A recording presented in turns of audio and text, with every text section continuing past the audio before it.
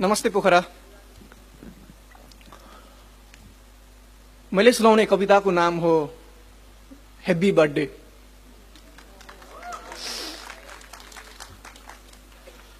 यो एउटी आमाले छोरालाई लेखेको कविता।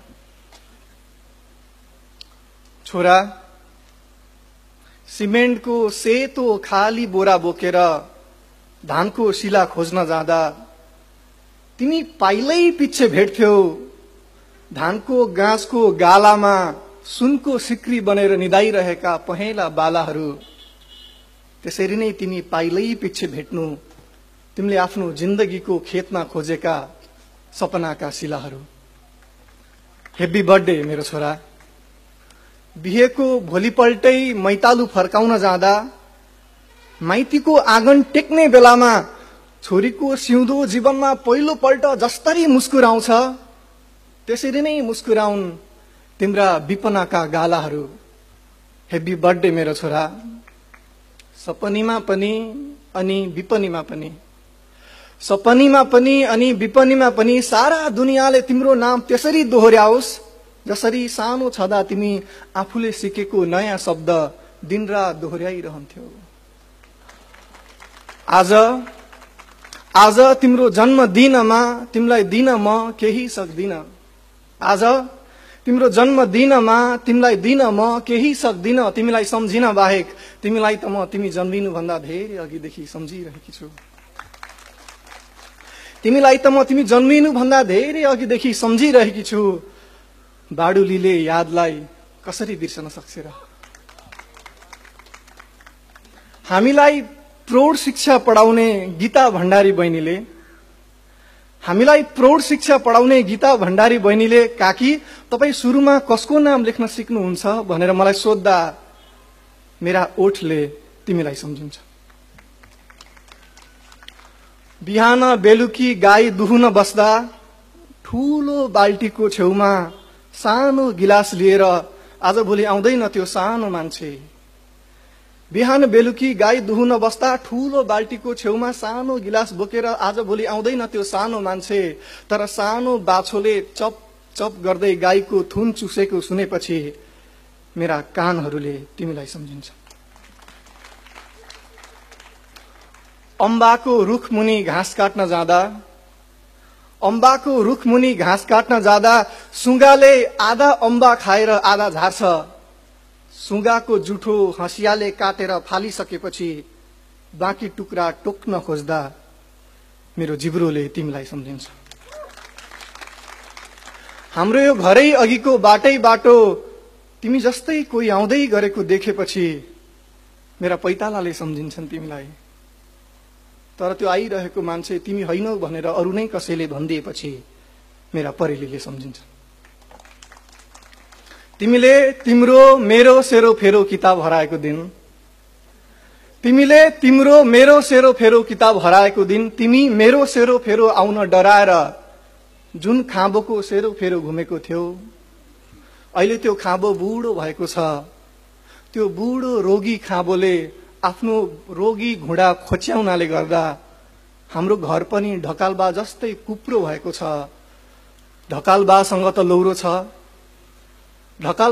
लौरो छ, घरसँग छैन। एकादशीमा त्यो खाँबोको वरिपरि गोबरले पोतिरहँदा मेरा हातका रेखाहरूले तिमीलाई सम्झिन्छन्। शनिबार खल्याङ मल्याङ जिउ नुहाइसकेपछि जुन गुन्द्रीमा सुतेर तिमी आफ्नो कानमा तेल हाल्न लगाई कान कुर्र पार्न लगाउँथ्यौ अहिले म त्यही गुन्द्रीमा धान सुकाउँछु। सुकेको धान उठाउँदा बोराको भोको मुखले मेरो मुखतिर हेरिरहन्छ।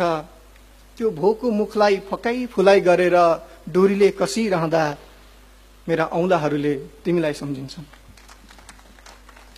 हरेक दिन तिमीलाई सम्झिरहने म खैकुन्नी किन कहिलेकाहीँ तिमीलाई सम्झिन बिर्सिन्छु। हरेक दिन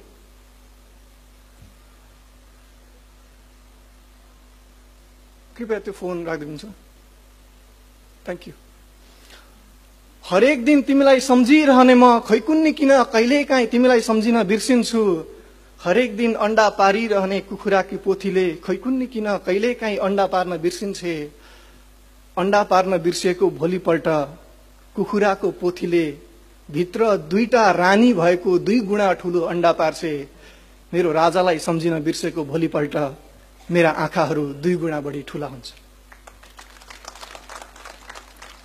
म सम्झिँदै जाँदा सम्झिन्छु मैले तिमीलाई, म सम्झिँदै जाँदा सम्झिन्छु मैले तिमीलाई।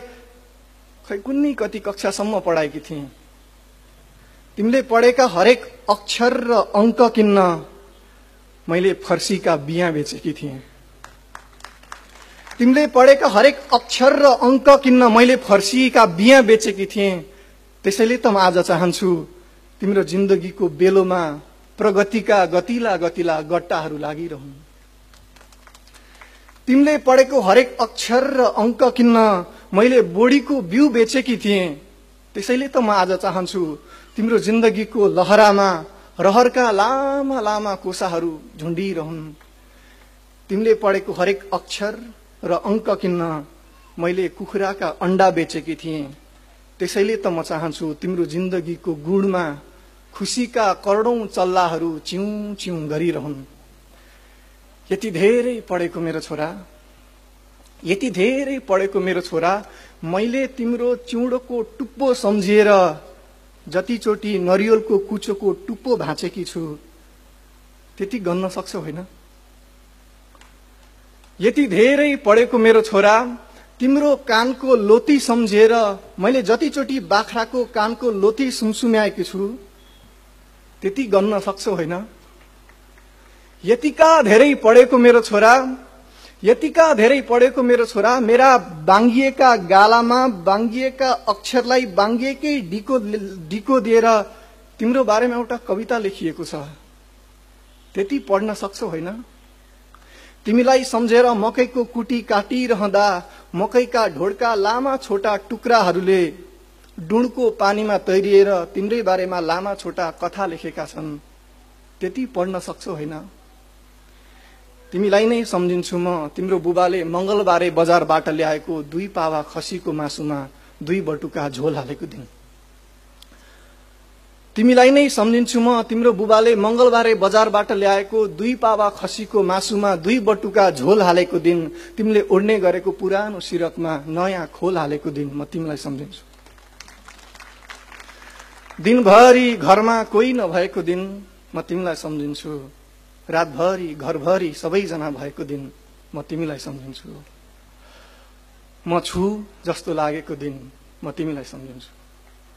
म छु जस्तो लागेको दिन म तिमीलाई सम्झन्छु। मर्छु जस्तो लागेको दिन म तिमीलाई सम्झन्छु। सर्पले काँचुलीलाई बिर्सिएको दिन म तिमीलाई सम्झन्छु। काँचुलीले सर्पलाई सम्झिएको दिन म तिमीलाई सम्झिन्छु। मैले आफूलाई सम्झिएको दिन तिमीलाई सम्झिन्छु। आफूलाई बिर्सिएको दिन तिमीलाई सम्झिन्छु। मलाई नढाँटिकन भन त मेरो छोरा, आज तिम्रो जन्मदिनमा तिमीले मलाई